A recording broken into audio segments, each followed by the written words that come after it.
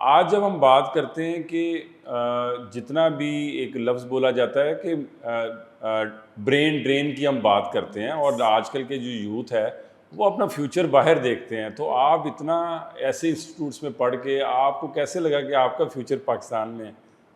بالکل، میں سمجھتی ہوں کہ پاکستان کی اس وقت ایک بہت ہی انفارچونیٹ ریالٹی ہے کہ بہت زیادہ ہمارا جو یوتھ ہے اور جو پڑھے لکھے یوتھ ہیں وہ پاکستان کے اندر اپنا کوئی مستقبل نہیں دیکھ پاتے. تو میں سمجھتی ہوں کہ لیڈرز کے لیے، سیاستدانوں کے لیے، پالیسی میکرز کے لیے ایک بہت بڑا چیلنج ہے یہ اس وقت. اور ڈیفینیٹلی میں بلیم نہیں کرتی ان لوگوں کو جو یہ سمجھتے ہیں، جو اپنے لیے ایک بہتر مستقبل دیکھنا چاہتے ہیں کہیں اور، کیونکہ یہاں پر سیاسی استحکام نہ ہونے کے ساتھ ساتھ معاشی بدحالی بھی ہے.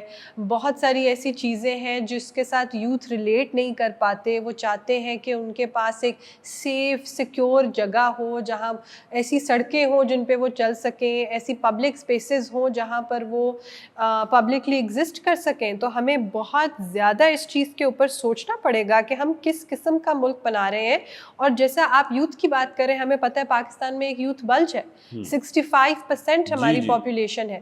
تو جہاں تک میرا اپنا سوال ہے تو دیکھیں، وہ پرسنل ریزنز کی وجہ سے، فیملی کی وجہ سے، اور کچھ سم ہاؤ میں سمجھتی ہوں کہ جو جیسا بھی ہے، کچھ اپناپن ہے اس ملک کے اندر کہ چاہے دنیا میں اور کہیں بھی چلے جاؤ تو پاکستان کی یاد آتی ہے. پاکستان کے ساتھ ایک ہمیں کمفرٹ محسوس ہوتا ہے، پاکستان کے ساتھ ایک ایموشنل کنیکشن ہے. لیکن میں ان لوگوں کو بلیم نہیں کرتی جو ان تمام ایموشنل اٹیچمنٹ کے باوجود جو چھوڑ کے جانا چاہتے ہیں. ضرور ان کے پاس کوئی ریزنز ہوں گے، اور پالیسی میکرز کو اور فیوچر لیڈرز کو اس کے اوپر ڈیفینیٹلی سوچنا چاہیے کہ کیسے ہم اپنے یوتھ کو یہ یقین دلائیں کہ یہ ان کے لیے ایک ایسی جگہ ہے جہاں ان کے لیے ایک اسٹیبل فیوچر ہے. آپ نے ابھی خود بھی بتایا کہ آپ کے جو والد تھے انقلابی شاعر تھے اور بڑی فیمس میں باغی ہوں، اور وہ بی بی صاحبہ کو بڑی پسند بھی تھی. تو آپ لکھتی بھی ہیں، آپ کو بھی شاعری کا شوق ہے؟ یہ تو میرا خیال ہے آپ نے میرے والد صاحب کی بڑی دکھتی رگ کے اوپر جو ہے ایسا سوال کر لیا ہے. میں خود کو اتنا نہیں سمجھتی کہ میں اتنی ادبی ہوں. اور ایک انفارچونیٹ بات ہے، کوشش ضرور ہوتی ہے. جو بھی انسان جس کو پالیٹکس میں انٹرسٹ ہوتا ہے، انٹرنیشنل افیئرز میں انٹرسٹ ہوتا ہے، ظاہر ہے ان کو ساتھ ہی ساتھ لٹریچر کے اندر بھی انٹرسٹ ہوتا ہے. بٹ شعر و شاعری انفارچونیٹلی جو وہ والی جینز تھیں وہ والد صاحب سے میرے اندر نہیں آئیں. اور میں کوشش بہت کرتی ہوں کہ اس کے اندر کچھ انٹرسٹ ہو. لیکن ایک ایسی چیز جو آئی وہ تھا پبلک اسپیکنگ اور ڈبیٹنگ. تو کیونکہ والد صاحب بھی ڈبیٹر تھے اور پبلک اسپیکر بھی تھے، تو یہ ایک ایسی چیز ہے جو میں سمجھتی ہوں کہ آئی ہے. لیکن انفارچونیٹلی جو ان کی ادبی سائیڈ ہے وہ میرے اندر نہیں آئی. بے نظیر انکم سپورٹ پروگرام، آپ پنجاب چیپٹر کو دیکھ رہی ہیں اور بڑا اچھا آپ پرفارم بھی کر رہی ہیں. مجھے یہ بتائیے گا کہ بیسیکلی کیا اس پروگرام سے جب یہ بنا تھا، اس کا ایک پرپس تھا، کیا آپ کو لگتا ہے کہ یہ پرپس حاصل ہو رہا ہے اس کا؟ دیکھیں، میں سمجھتی ہوں ایک بہت انفارچونیٹ ریالٹی یہ ہے کہ پاکستان کے اندر جب بھی کوئی اچھا کام کیا جاتا ہے تو چاہے وہ سیاسی کچھ اس کی وجوہات بنتی ہیں یا جو بھی اور ریزنز ہوتے ہیں، اس کی وجہ سے اس اچھے کام کے خلاف بہت پروپیگنڈا کیا جاتا ہے. اور مجھے بہت دکھ کے ساتھ یہ کہنا پڑ رہا ہے کہ بے نظیر انکم سپورٹ پروگرام، جو کہ دنیا کے one of the largest social safety اور سیکورٹی پروگرامز ہے، اس کے بارے میں ہمارے ملک میں کئی طرح کی افواہیں پھیلائی جاتی ہیں، کئی طرح کا نیگیٹو پروپیگنڈا کیا جاتا ہے. دیکھیں، اس وقت پچھلے 17 سالوں سے بے نظیر انکم سپورٹ پروگرام جو ہے وہ لاکھوں گھرانوں کے لیے ایک رے آف ہوپ ہے. اس کے اندر میں سمجھتی ہوں کہ اس کا فاؤنڈنگ پرپس کیا تھا، مقصد کیا تھا. شہید محترمہ بے نظیر بھٹو کا جو ویژن تھا، اس کے تحت وہ یہ سمجھتی تھی کہ خواتین کی جو معاشی اور معاشرتی پوزیشن ہے وہ تب بہتر کی جاتی ہے جب آپ خواتین کو مالی طور پر، معاشی طور پر امپاور کریں. اور ہم نے کئی اس کے پیچھے بہت سی تحقیق بھی ہے, بہت سائنٹیفک ریسرچ ہے جو یہ بتاتی ہے کہ خواتین کو اگر آپ نے سوشلی امپاور کرنا ہے تو سب سے پہلے آپ ان کو فائنینشلی اور اکنامکلی امپاور کریں.